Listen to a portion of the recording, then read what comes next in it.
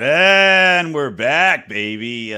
Rico eating a salad I would make fun of you for eating a salad out of a bowl, a metal bowl, but I do that all the time. If I'm making a salad, why would I dirty a plate? Well, it's stupid to use a plate because then you're like, yeah, stupid and make sure it doesn't go off. Here, I can use the side to get it on my fork, and it's very easy. Why doesn't every salad come in a bowl? Everyone. And why doesn't all soup come in a gravy boat? Then you just pour it in your mouth. Oh, I love that idea. That's a good idea. Up in the game. That's how we're going to make money. It's not going to be on the podcasting. It's going to be on the first episode podcast branded soup gravy boat. We're revolutionizing this shit. It would be a restaurant. But imagine it's a whole restaurant just of soup ladle gravy boats. It's amazing. It's a mug though with the gravy boat kind of rim. But it's kind of poured. It's like not that weird. You don't have to do this. You could just kind of the gravy boat's pointing at your head and a mug handle on the side, and you just could drink from it. I'm telling you, we should make this. I love this idea. I got in Vienna for New Year's Eve. It's awesome. I stood in line for like 20 minutes because I kept seeing all these people on the street drinking this hot drink out of like a mushroom mug. I'm like, I gotta get one of these. So I stood in line. It was like just after midnight on New Year's Eve, and I'm standing in line, finally get up to the front. Like, oh, our credit card machine doesn't work. Oh, you should have been like, well, I promise I'll be back. Say, no soup for you. And then I had to go to back. I'm like, give me money. That's already my money that you just have in your pocket. So she generously gave me like $7 my own money. Oh, that's always nice. And I stood in line again, and I packed it with care, and it's somewhere in my kitchen. It's awesome. So wait, what was in the mug though? Was it soup or was it like mushroom tea? No, it was a mixed drink. There was like 4 or 5 different mixed drinks you could pick from. I picked like a hot cider type thing. I think it was cider and rum. I've had that same thing in Vienna when I was there, walking through like the marketplaces. They've got the hot alcoholic drinks, but I was hoping it was going to be mushroom tea because they're serving it in big mushrooms. That's kind of I'd say false advertising. And though you can get your money back if you return the mug. Like, why would I want $5 back? I want this mug. Kind of exactly value $5 over this awesome mug. So well, remember all these bars used to have the copper mugs that they'd serve the what was it, a Moscow Mule in. And then all of a sudden they all stopped because everybody was just walking out with the copper mugs. And you can't pay enough homeless people to steal copper wire out of enough abandoned houses to cover that copper market. That's a shortage. Does that bar in Venice still serve the boots of beer? No. You mean the one that charged you $75 when I broke it? Slamming it down in victory? Is that how much it was? It was, so there was a bar in Venice called the Waterfront, and they used to have big boots, and I mean huge. I mean giant glass boots about this tall. You can't see, but maybe 2 feet tall, foot and a half tall. How many cans of beer did you say fit in there? Easily a 6-pack. 5. Yeah, okay, a lot. It was huge. That's ridiculous. I'd have Hefeweizen, so I drank 2 of them in one day. And after I finished the second one, I was like, yes, I'm king of the world. And I put it down and a crack went up the side. And I was like, fuck. So I hope they wouldn't notice. But of course, I see the $75 charge on my credit card. And then, they stopped serving boots. I think they went out of business. Boot business. Why would you go there if they don't have boots of beer? Yeah. I just imagine some German guy in the back crying when he saw me broke it. He's like, that was our last boot. With das boot was it. Grandmama, I'm sorry. I gave you a business. I don't know what accent that was. It wasn't German. The boot factory closed. They don't make the glass boots anymore. The Jews made the glass boots, and you know what happened with that. We decided to terminate them. Well, anyway. Relevant. Welcome to first episode podcast, everybody. We're going to do a classic show. As you can tell by Donnie's shirt here, of course, Donnie, me, and Rico all here. Patty's Irish Pub. We're doing Always Sunny in Philadelphia. I've got a poster signed from my buddy Josh, who used to work on the show, I believe in the accounting department. And one of the greatest shows ever. Yeah. Not even in the He wasn't like even the fluffer. Oh, Yeah, no. okay. I think he was in the accounting department. He wasn't a fluffer. Is that what you said? Yeah, I don't think he was a fluffer on the show. How great would it be if they did employ a fluffer? Just, like, we're not doing porn, but just everybody needs to get fluffed.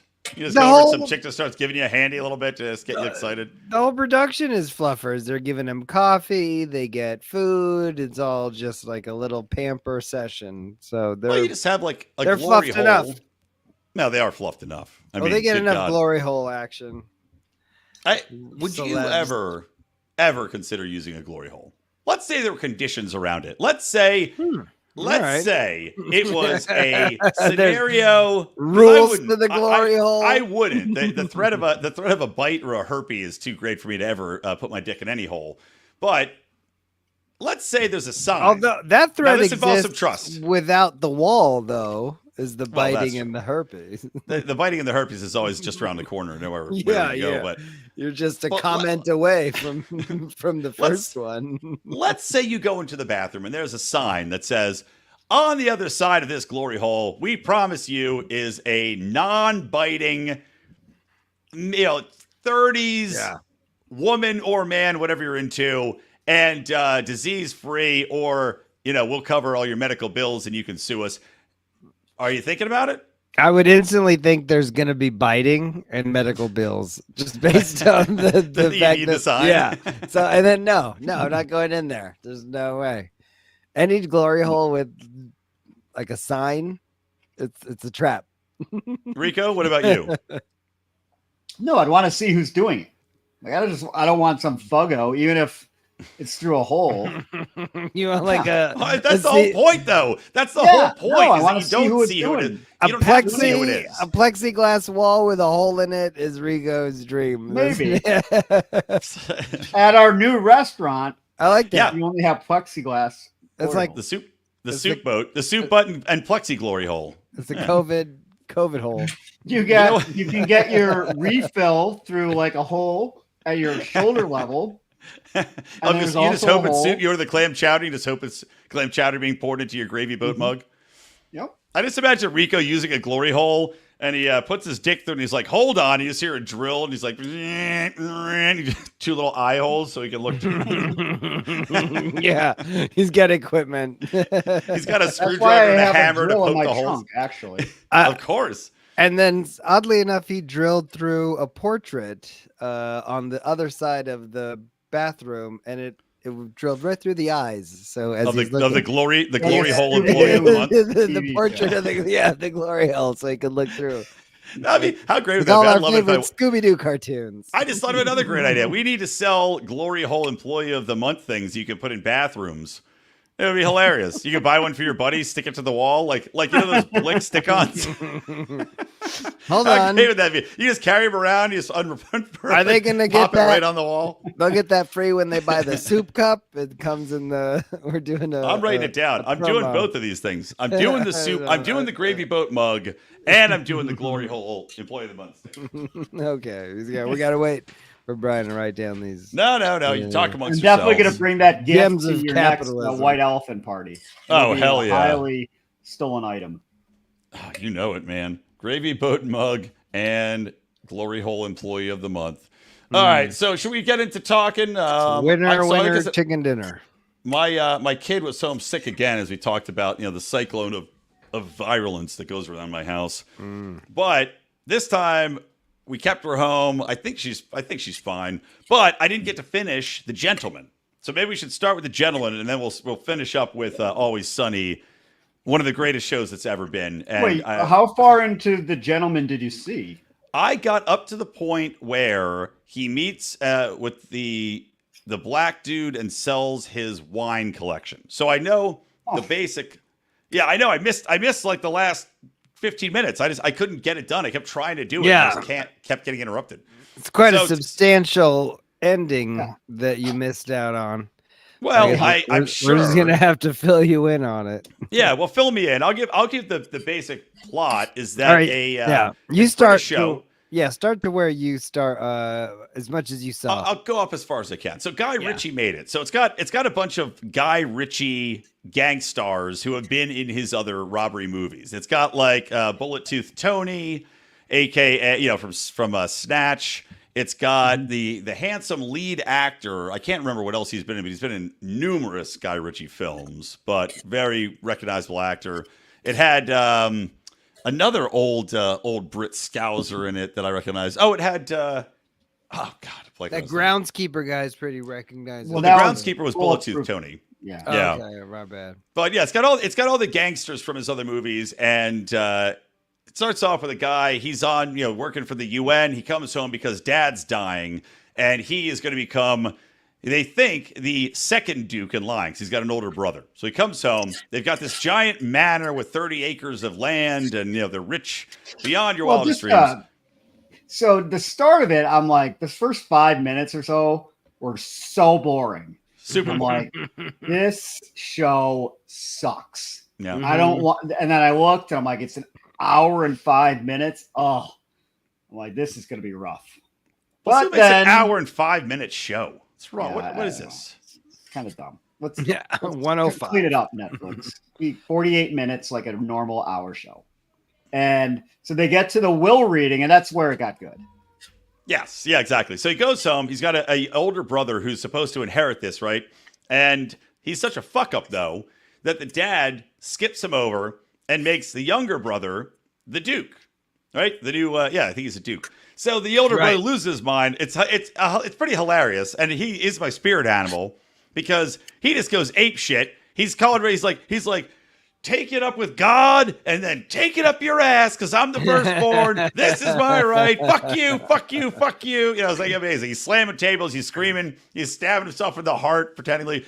And we find out later that he was $4 million in debt to a cocaine dealer. Again, spirit animal. And then they doubled it to $8 million, and he's lost money on everything, movies and fights and all this other. So one thing he wanted to do was build a skyscraper in the Maldives, which is like a series of sandbars. Right. Fuck by a hurricane. That reminded me of one of my favorite scenes in Monty Python and the Holy Grail, where they build a castle in the swamp. And it keeps falling. He's like, that one sank into the swamp. We got another one. That sank into the swamp. Then we got a third one. That burned down. And it sank into the swamp. But the fourth one stayed up. That's good. So that's the plot. And then he comes in. He inherits. He's now the Duke. But his brother is like, I'm $8 million in debt. They're going to kill me. These scousers. These drug dealing, crime family scousers.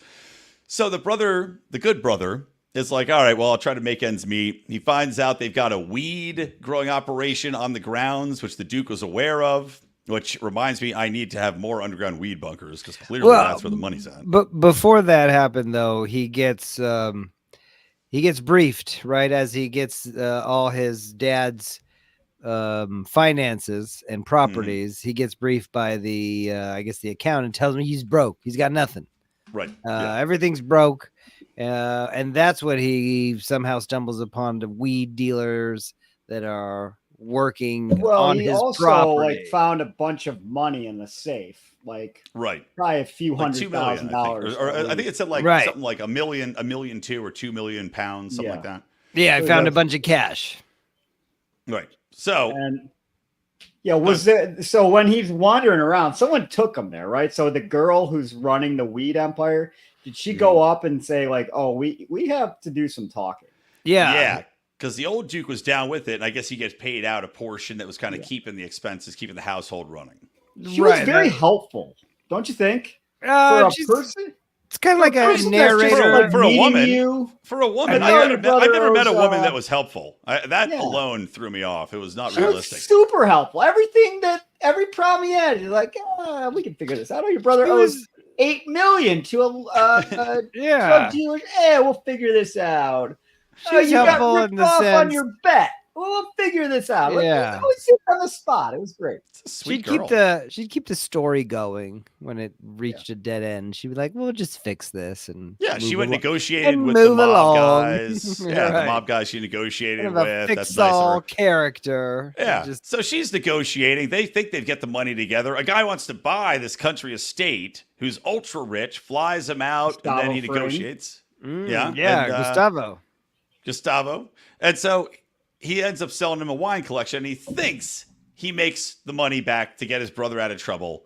Goes to open the safe with the $6 million plus another $1 million from the weed girl, and there's $2 million in the safe, and he opens the safe, and the safe's empty. As the brother has gone and fucked it all up and taken $2 million to bet on a fight. And that's where I got to. I hadn't seen past that point. But Okay. I'm going to guess that the fight doesn't go well.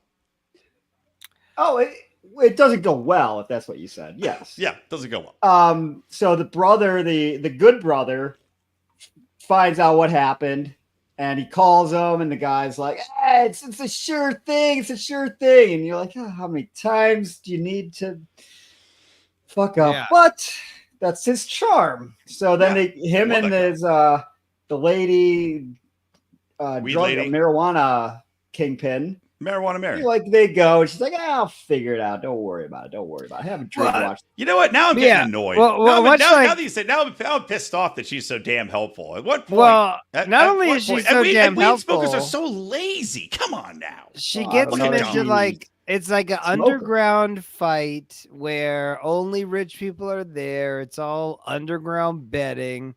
And she can just get him in would there. You use the glory hole there? Well, her brother was like glory the hole, bouncer, though, right? Yeah, her brother's the boxing bouncer. Exactly, because like her family, I think her brother has a boxing gym, right? You know that scene where the boxing gym is where some criminal activities taking place. This is that's movie. Every boxing. No, do you think I don't they think boxing wanted gyms can stay open without that?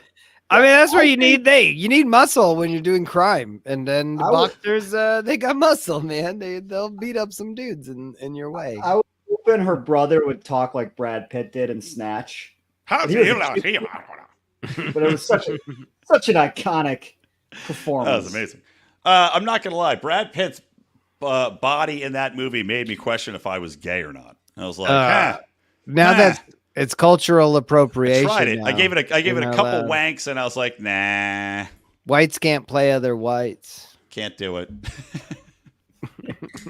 So they go in there, and the girl finds out that the bookie who took the stupid brother's money is just running a con, which obviously. So the stupid brother's watching the fight. He thinks everything's going perfect. He's doing his lines every 5 minutes because he's just a great character. And it's underground, so you could do lines anywhere you want. Just out in the open. Right. Yep.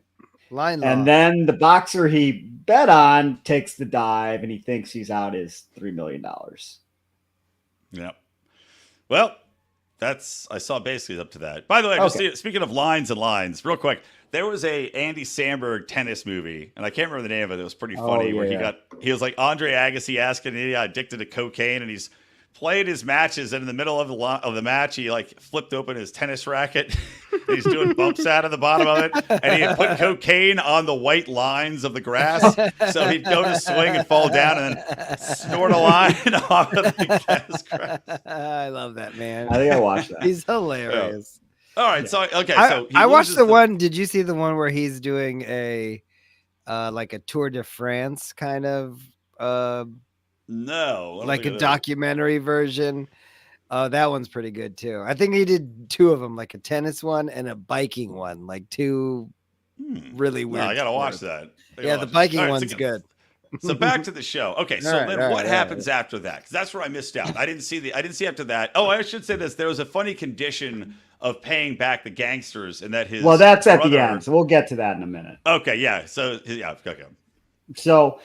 So the girl, of course, says, "Oh, we'll figure this out." And this bookie, he pretends to be a gangster. He's just a paper gangster. You know, he's nothing.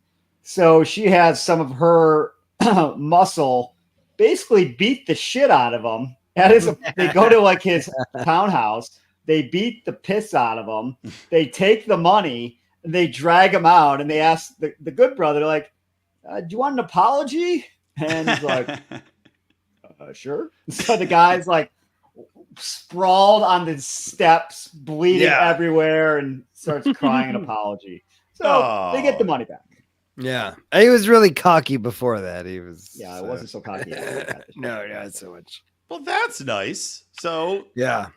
what happens? Okay, so what happens with this Okay, so apology then- the older brother has to make? 'Cause I want So to. then the sad I ending didn't see of that. it, maybe we're probably skipping over some stuff. The end of it is the condition. Well, right. That's what the whole thing is, that the bad brother owes $8 million, but they're willing to take 4 for the For reason cash Friday, and then for $4 million for what Rico's about to tell him why. Yeah, so the gangster he owes the money to negotiates with the sweet helpful girl. He's like, sure, you know what? I'll do 4 because that was what he originally owed, and he had been paying interest for so long. He's like, I'll take another 4. He's gonna give me an apology. He's gonna be wearing a chicken suit while he's saying the apology, and I'm going to film it. yeah. So the guy comes out, the stupid brother comes out, like they go to the house, and he's wearing the chicken suit, and he starts like kind of goofing around doing the apology, and the gangster's like, act like a chicken, and he's getting more and more and more intense.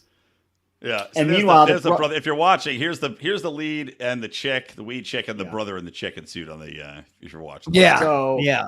That is part of the main art. brother, you can tell like this scene is probably supposed to be over like hours and hours of the bad brother acting like a chicken, the gangster being more and more demeaning to him.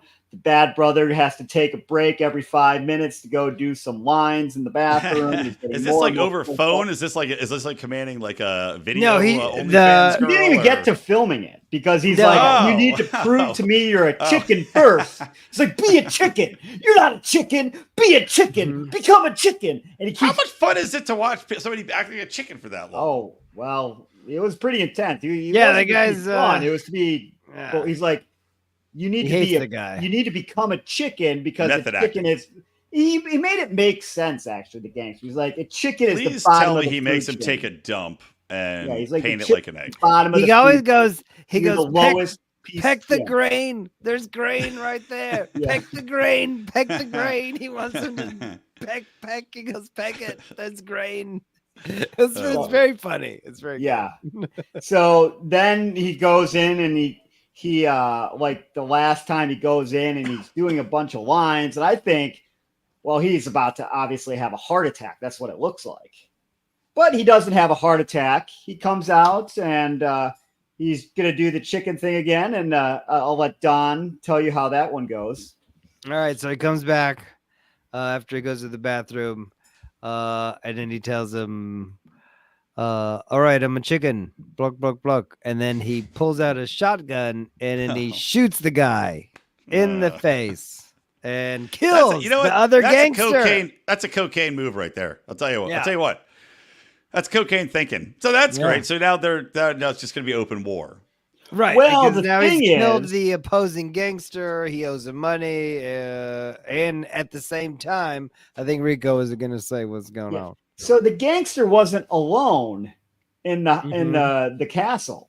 He brought his assistant, who had, I don't know, like Tourette's or something, to count the 4 million while the dumb brother is doing the chicken performance.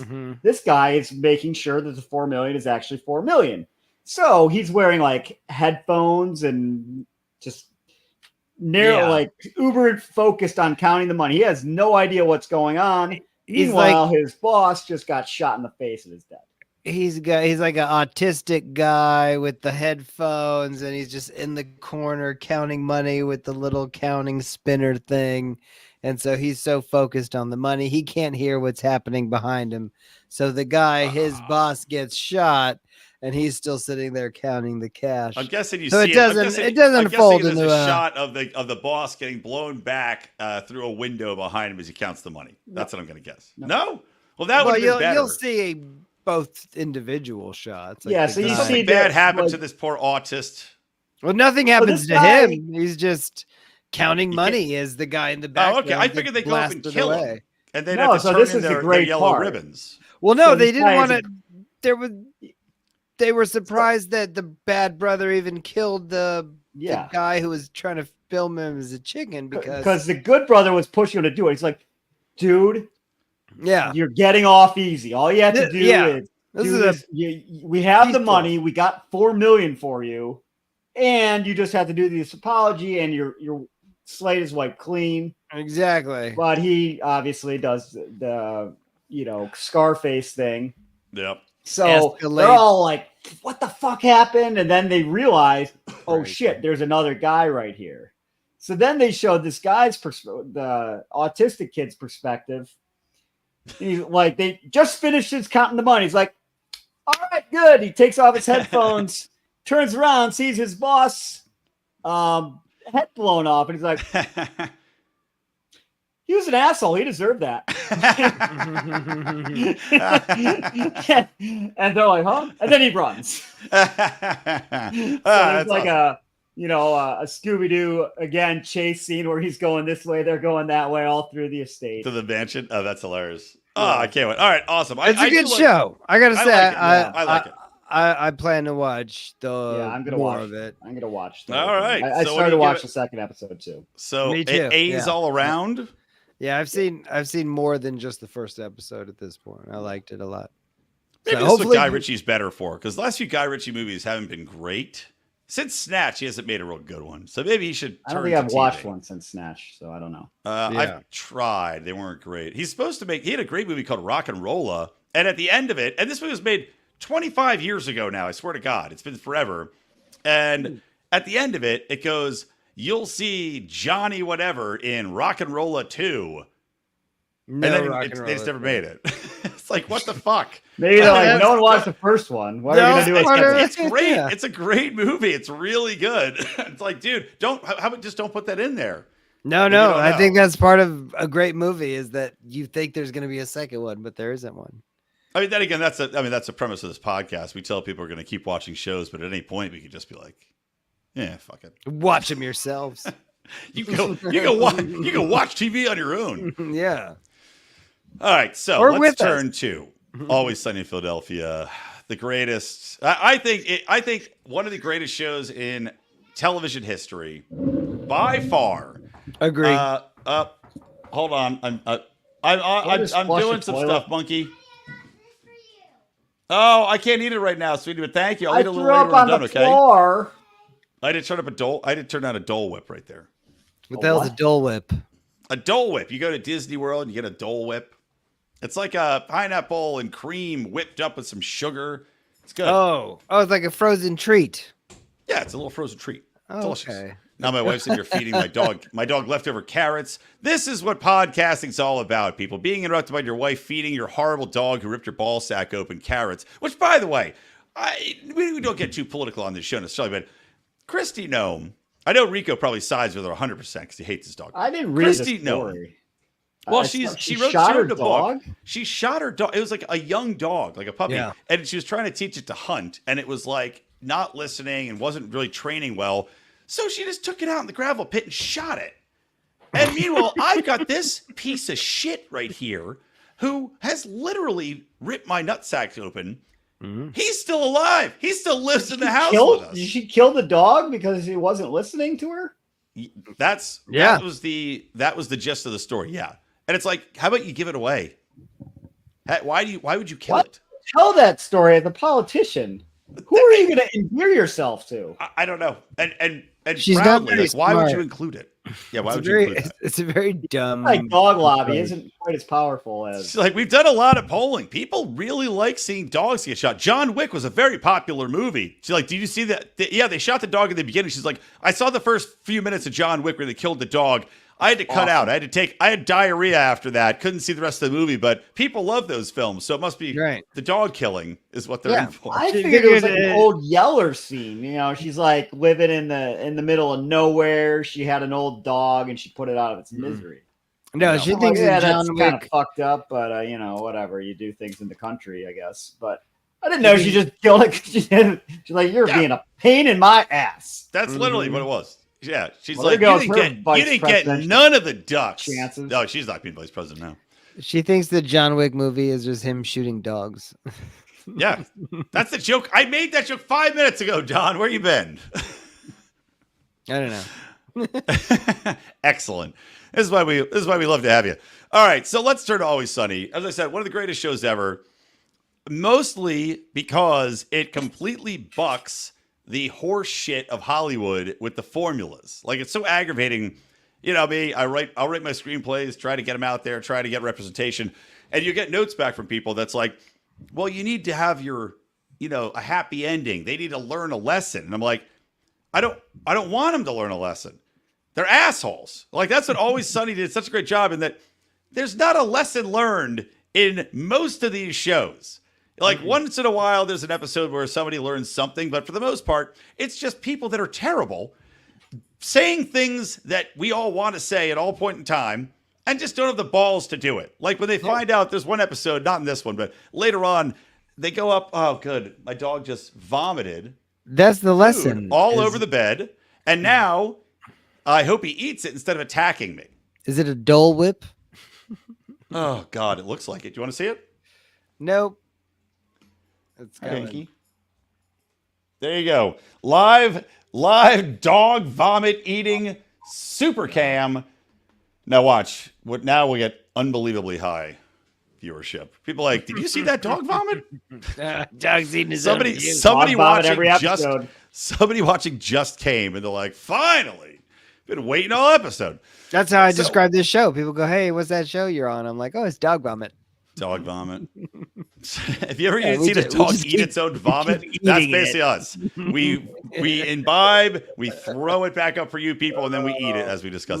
So, but there's an episode, I think it's got to be the first season, where they find out a friend's got cancer, and immediately they're just like, ooh, downer, and they just avoid that person because they don't want to talk to them about the cancer. That's what I would horrible, but it's like the evil thoughts you have. So it's the correct answer. This first episode gets into it. They're at the bar, and immediately, I love it too. It's like we're talking with Alf. You immediately know who every character is right off the bat. It's like Dennis is the smarmy, good-looking. Charlie's the dumbass. Mac is equally stupid, but kind of gung-ho and, thinks he's better than he is at everything. And then you've got Sweet D, who you'd think would be, because she's the female, the voice of reason, because that's usually what you do with these shows. But she's as shitty as the rest of them. So, and this is before Danny DeVito gets brought in. Because you think about this episode, right? And usually the first episode, a pilot, is not that good. This pilot hit the ground running. Yeah. The show is amazing. And then they added Danny DeVito to the Crazy show. thing about this show is like he started in the second season, right? Yeah, I think I have to look this up. I think Danny DeVito went to them and said, I want to be on this show. Yeah, and he's great on it. Like, how often does a good show, a really good show, add a character out of nowhere, and then they add to it? Like, normally they're just like, fucking this character. It's usually a bailout. Yeah, everything. Yeah, it's usually a bailout. So it's funny. So I'm just looking at it now. Oh, no, I guess they must have offered him. It says, did he ask for it? Oh, okay. Rob McElhenney says, Rob McElhenney found out DeVito was a fan of the show, and then he asked to set up a meeting and said, hey, come on. And he pitched him the Frank Reynolds character. And DeVito was like, I'm in. Yeah, I'm doing it. And he said, he was like, everybody said, why would you do it? Don't do it. He's like, it's career suicide. He's like, I'm in. I don't care. Because what do I care? 16 years later. It will be what he's remembered for. And that's awesome because that character is so funny. It's so depraved. I'll tell the story that I love, where on April Fool's Day a few years ago, the Always Sunny guys, they go in to shoot and they're like, Danny, here's a script. And they give him a script. And so DeVito's like, I'm reading through this script, and it's like, and my character, Frank gets arrested because he's soliciting prostitutes, and they put him in jail. And then it's just like, he's in this rough cell block, and all these dudes are just like, fucking him, just like fucking him, like raping him again and again. And I'm like, I'm flipping page after page. It's just me getting raped. And he's like, I'm like, Jesus. So he's like, finally, I get out of there and I'm all beat up and crappy and I'm limping to the exit to the prison. And he goes, and then right as I get to the prison door, the guard puts his baton in front of me and he goes, where do you think you're going? And then he rapes me. and then he goes, so I'm reading the script going, what the fuck is going on? And he goes, and then I read to the last page and it says April Fool's Day, dickhead. He's like, they wrote an entire 40-page script of him being raped just as a joke. Yeah. Well, that's how they love him. They're lucky to have him. Well, and also this show, I don't know if you guys know this, they made the show. The way this got picked up is McElhaney went around the system of getting management and reps and sending scripts in. They just shot it themselves and sent in a fully filmed pilot script done on the cheap. And FX saw it. The president was like, "This is amazing, done." Yeah, give him a show. Good for that guy. Amazing. Yeah. So who wants to talk about this episode? Go ahead. I've been talking too much. Well, I love this episode. I remember watching it the first time it came out and then seeing it the second time. It starts with the gang. They're at the bar. And Dee says, I got a new friend. And her new friend comes in. New boyfriend. No, she says it's a friend from acting class. Doesn't say it's a boyfriend. Right. All right. And it's a young, handsome black dude. And then he tells him he's a club promoter. He goes, I could get your club going and get your bar packed. And turns out he's knows a bunch of gay people. And then the club turns into a gay bar. Yeah, So, very hold on. popular gay bar. So after they're super weird when they first meet him, they're like, "Oh, that's you're great. black." And they have like, they're super awkward and they don't know what to say. And he's like, it's amazing. Well, I wrote great. it down. It's so great because they're acting all strange, and he's like, obviously there's an elephant in the room, and as an explanation, I think it's Rob / Mac goes, "Well, we weren't expecting you to be black, is all." Mm-hmm. And so that explains it. Like that's okay. As everyone's trying to be cool too at the table, like, all right, yeah, it's nice to meet you. And then he goes, it seems like you guys are... That's it. Oh, Which is fun. Don froze up. But yeah, they're all trying to be cool with him at the table. There he is. He's back. We got him back. So after they pass that awkward phase, they're sitting around the table the first night. They're just drinking, sharing stories, laughing, and he tells his story. And he's like talking about how he goes up to this Mexican that's staring at him, and he's like, with his eyes, he's like, "Do you want to get freaky, or do you want to freak me, or do you want to get fucked up by me?" Yeah, or something like that along those lines. You know, and then the conclusion of the story, he's like, "I'm going to tear that ass up." Yeah. He's like, I'm going to tear that ass up. So that's the conclusion of the story. Is like, so I went out in the alley and I tore that ass up. And they're all laughing. They're like, you beat up that guy. And Dennis is like, wait a minute. What does he mean by that? Yeah. So they don't know he's gay initially. Right. But Dennis suspects it's something off. Yeah, is it gay or ghetto? Because like you think about it, people think about the phrase like people use like, I'm gonna whoop that ass, I'm gonna get up in that ass. And you're like, yeah. Are you threatening? No. Gay or ghetto? Now the episode does start though with them counting money, and they didn't make much money at all as bar owners. And as $160 in a night, 2005. That's probably pre-inflation. Maybe that's like $500. Once they let Dee's friend, the gay man, promote the club, they start making a lot more money, and so they're very excited.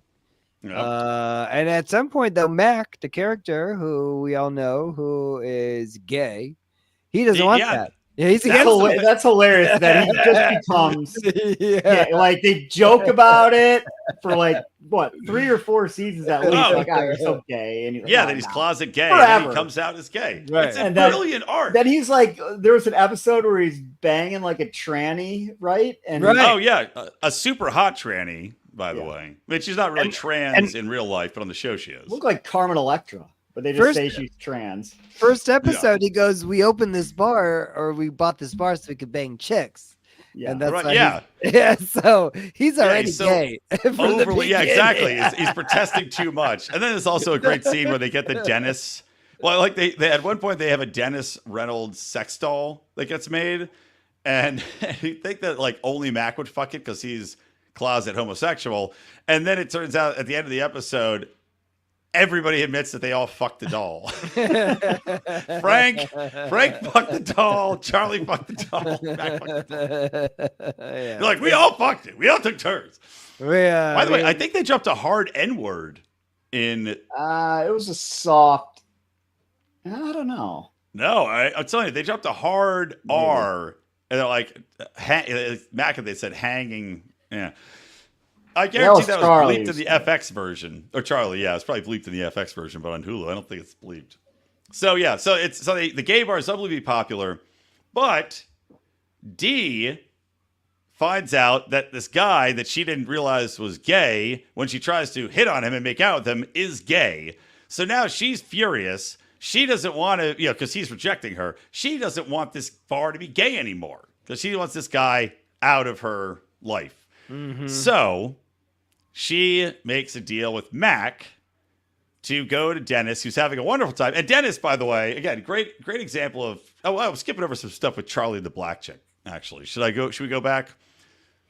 So he's this forever long. As long as the show's been around, he's been obsessed with the waitress. Yeah. I think that's still the case now. Is she Right. still on the? I don't even know, but here and there. So for some reason, the black girls love him, and so Charlie and Mac went to play dominoes, and Charlie's great at dominoes, which for some reason is an aphrodisiac to the black ladies. I don't know. I didn't think that was a thing. I didn't think black women would go to domino parlors or be turned on by him. But Charlie, I'm not good at domino. I'll never know. Yeah, Charlie impresses with his domino skills a pretty young black thing. That's what's Yeah, and then he also made a comment about black people when he was at the cafe that the waitress works at when he was just with Dennis. And Mac, so she thinks that he's racist. So now it's important for him to go back to the cafe. Right, to show off. To show off that he has a black girl who's his friend. Yeah. But he tells the waitress, "Hey, look, I'm here with a black girl, so I'm not racist. I'm not racist. You should go out with me on a date." And then she tells that to the black girl, and the black girl is already on a date with Charlie, and she doesn't like that, so she punches him in the face. So there you go. So there's that aspect of them being not racist. So coming back around, Dee sets up because Dennis he's an asshole and he's not into being gay. So it's like somebody touches his hand to hit on him while he's bartending, and he's like, get off of me. I'm not gay. And then the guy goes, "You have such pretty eyes." And of course, Dennis is like, "Oh, continue," because he just likes the compliments. So Dee, to get back to this gay bar ended, she's like, "All right, I'll teach Dennis a lesson here because he'll want to end the gay bar if he has a experiment." So she has two of her acting friends. Supposedly, they tell Mac, get Dennis super hammered. Get him blackout drunk, so he won't remember anything. And I'm going to have my two actor friends take him home, and in the morning, they're going to pretend that they fucked him. And then Dennis isn't going to want to have the gay bar anymore because he's been fucked by two dudes. So we see that. Mac does his part. Seems like it'll work. Yeah, Mac does his part. We don't know if Mac fucks Dennis, Mac does a great job getting him really drunk on tequila. That's hilarious. Yeah, that is a funny scene. He's like, wait. And he keeps saying the scene, like, how do you take the shot? And then you do the line. Lick the shot. Salt first. And So then I'm gonna salt. I'm gonna start with the shot, and he goes, "No." That part's good. I like that. Yeah. It's So good acting. Dennis. Good. then They're we good see- actors. Yeah. So we see Dennis the next morning, wakes up, and there's a blonde with long hair in the bed that he's like, "Oh God." He wakes up, he's like, "What happened?" And he lifts the sheet up and he just sees the ass, and he's like, "All right." And a long blonde wig, and he goes to snuggle up and turn over, and it's a man with a mustache who's like, "Don't worry, honey, we have nothing to be ashamed of. We just use hands." And he's like, "Ah." But then as he gets out of bed to cover himself up, a giant black man comes out from behind the bathroom and says, "How does that ass feel?" Because he had butt fucked Dennis. Yes. But you were led to believe initially that those were actors. Right. We were. Correct. But But later he in the hired to fuck with Dennis to make him embarrassed, and so he'll vote to close the gay bar. Yeah. Then we realized at the end, I couldn't get a hold of those actors, so the plan never went through. Mac tells, and that's when it ends. The episode ends there. No lesson learned, by the way. Nobody grew. Nobody learned anything. They're all still terrible. Nobody had any character arc. It's the best. Our plan didn't come together, but he got hammered and butt fucked, and it's all good. It's so great. It's so great, man. I mean, everything about it is just unbelievably funny. I mean, the awkwardness of their interactions, the perfect phrasing of just the dumb shit that they say all the time. And it just, like you said, it just gets better and better with every episode. We know. And usually shows do that, but goddamn, man, for a first episode, you can see why FX just picked it up. They're like, done, make the show. We got you. Yeah. They signed Always Sunny to a 7-year contract extension. They bought 7 seasons after like season 6 or something like that, which is unheard of. They were like, we want 7 more seasons of this. What is it on now? Like 16, 17? Something like that. Yeah, 18 like that. Maybe. It's crazy. I've heard the latest season is actually really good. I haven't had a chance to watch it yet, but I didn't even know it came out yet. But, well, there was one last summer. It was only like 6 episodes. The last season that came out. I've seen that last season. That was pretty funny. It was really silly. It's just amazing, man. I mean, one of my favorite episodes is Who Pooped the Bed. You ever seen that one? Yeah. Where they have the mystery. It's like a murder mystery, except the entire thing is about Charlie and Frank sleeping in the same bed, which I also love that Frank gives up his money and screws over Dennis and Dee to live with Charlie. He's like, this is the life. This is my perfect thing. It's amazing. They kind of go back and forth on that, though. Like, does he have money? He still has the money. I think he has it, but he doesn't spend it. Yeah, he doesn't spend it. Yeah. He likes but to then, live with Charlie. so there was, I think it was last season where they become like, maybe Dennis and Mac become obsessed with pitching what's the Breaking Bad duo.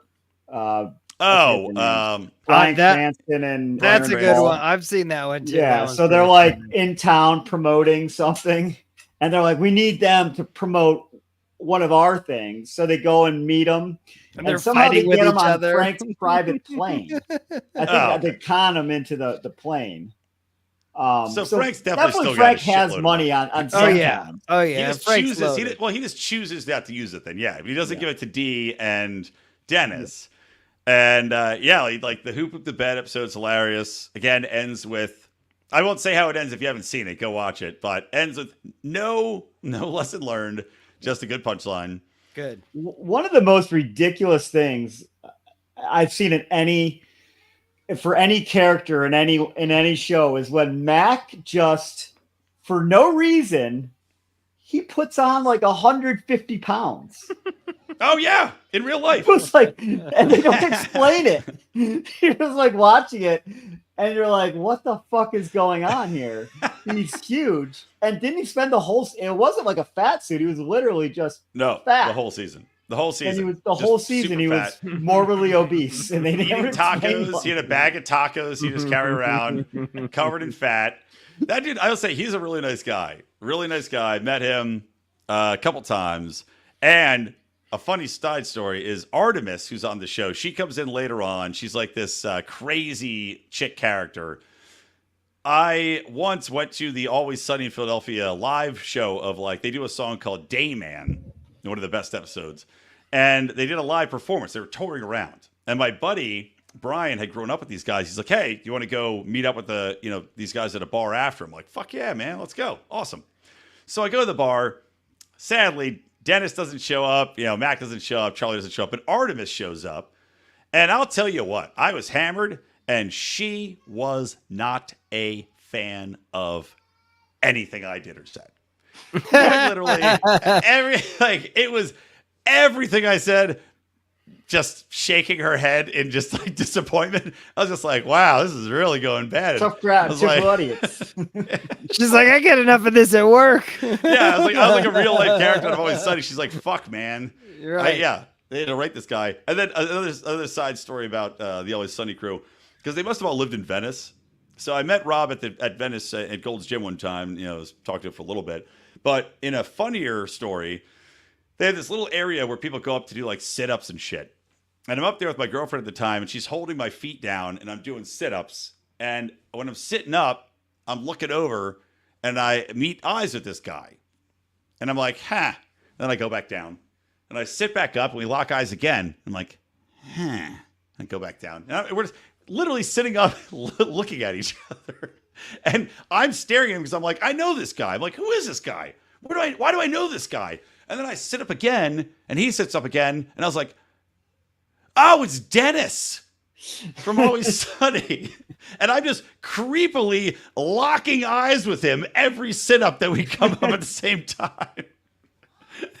So anyway, he got up and left after that. Oh yeah, he's not gonna stick around with the creepy This sit-up guy's guy. irate, He man. didn't stay up after the third eye lock sit-up. He didn't stick around for another sit-up. Nice. But yeah, man, holy shit. That show, it's just, god damn, it's just amazing. It's lasted over time. Yeah. And There's a new season coming soon, I think. yeah, well, I gotta watch it. I gotta make sure to watch it. I mean, it's five stars in every Everybody way. watch.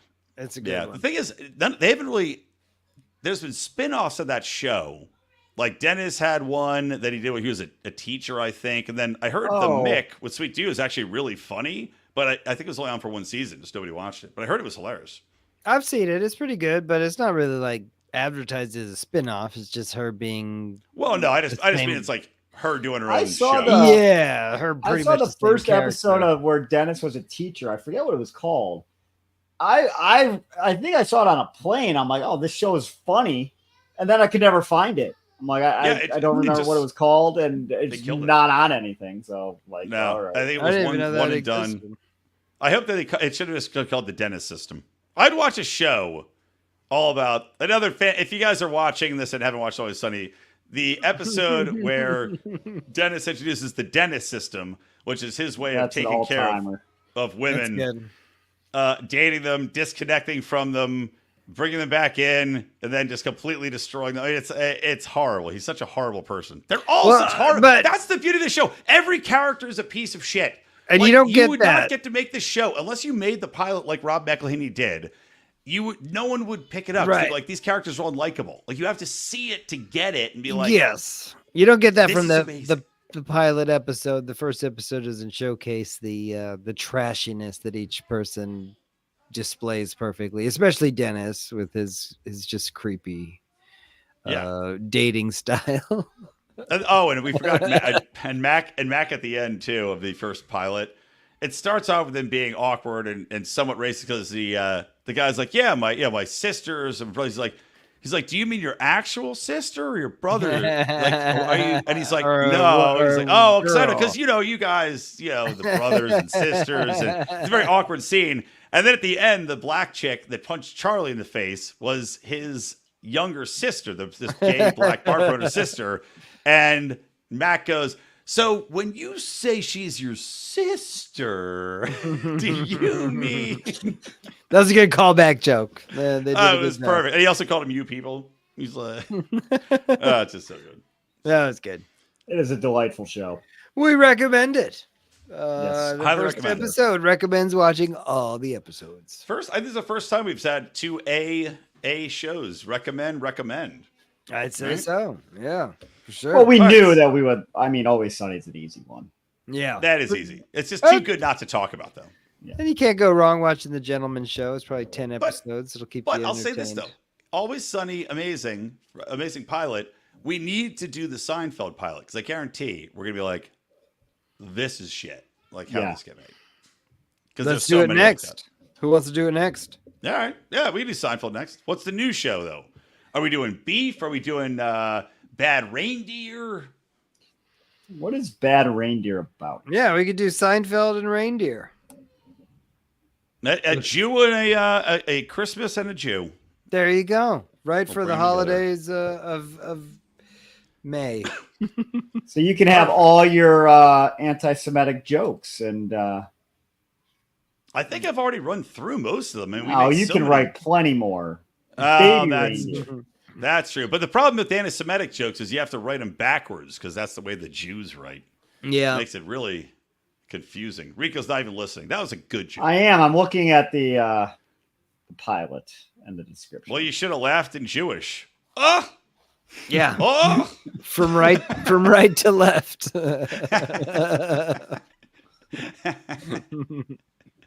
All right, so next episode, pilot for Seinfeld. And are we doing Bad Reindeer? Yes, confirmed.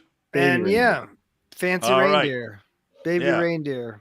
Baby reindeer, fancy reindeer, bad And I'm going to reindeer. forget, and then in 13 days, I'm going to text Don, what are we watching? And he'll respond instantaneously. That's right. And stay tuned, by the way. Baby for our merch, Seinfeld. when our merch page launches with, as we said, the gravy boat with a mug handle so you can drink soup out of it. And the Glory Hole Employee of the Month stickers, which you can put up on a wall with your friend's name on it. Put them on your friend's car. They'll love it. I'm going to do it. I think that's one of the funniest things I've heard. I mean, to go in and just right above the urinal, just, stick it on there. I mean, Just wait. You're driving to Vegas in 2 days. How Yep. many random rest stops are you going to stop at to take a dump? Where if you had you'd be like, I'm going to put this on the wall, and in 4 years, when next time I'm passing through and taking a dump, it's still going to be on here. Yeah, in Zizix at the stop. Well, the thing is, I'll put them up on every rest stop and every bathroom, and then they'll build the fucking train, and I'll be like, ugh, what a waste. If that's all it takes Glory to build train. the train. There you They go. say they're building it. They said they're going to build a train. We'll wait. Train that. They're still building the other train in California. That's going to be the most fun train in the world going to Vegas, and a vomit-filled nightmare on the way back. It's just going to be filled with homeless people the whole time. Yeah. That's- They're gonna, every train in LA is filled with That's homeless LA's people. plan. Is just they're just going to bullet train homeless to Vegas and let them die That's in the the sun. idea, exactly. Where's the There's homeless going to be one. exchange? There's going to be all of one a stop. sudden we have a There's $5 gonna be billion one stop. surplus. We're not paying for homeless anymore.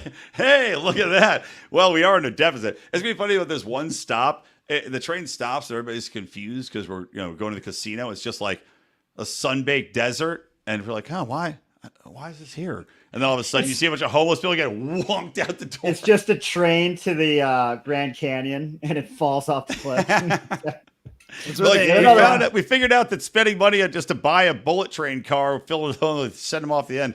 You know what? This is getting a little bit too Nazi-ish. This is going too far. All right. Well, Were the Nazis anti-homeless? Was that a big Yes. problem? In Very Nazi much. Actually, Germany? yes, they were. They killed. Well, they took people's homes. Maybe that's what they should have said. Is we weren't against Jews, we were against the homeless. But we they were just against used homes. homelessness. Yeah. No, they killed gypsies by the score. Not as many as Jews, but they killed a ton of gypsies. So Hitler really hated like shitty clickety-clack music and Oh, I thought you were tambourines. gonna say shitty people. I'm like, oh. I was hitting ahead. I was hitting wrong. ahead by a gypsy when I was 5. I haven't been right since. Good callback, Don. See, Hitler could have saved that young Italian tard in Super Sex. And Oh, Donio. yeah, I forgot we watched that show. It's such a bad show. Such a bad bad. show. Oh my That's- god! Did anyone finish that show? Nobody. No No. way. No. Isn't it sad when you're watching a show about porn and you can't finish? Good night, everybody. It was wonderful. Bravo! I loved that. Oh, it was great. Well, it was pretty good. Well, it wasn't bad. Well, there were parts of it that weren't very good, It though. could have been a lot better. I didn't really like it. It was pretty terrible. It was bad. It was awful. It was terrible. Get him away! Hey, boo! Boo!